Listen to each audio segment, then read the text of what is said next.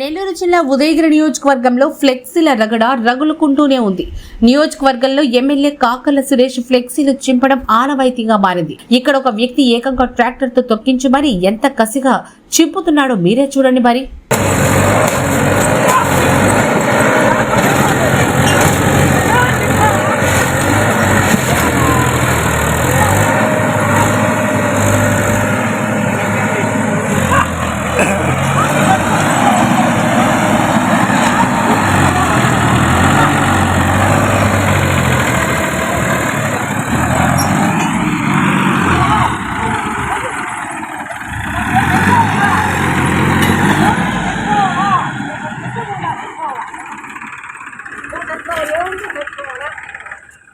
బండి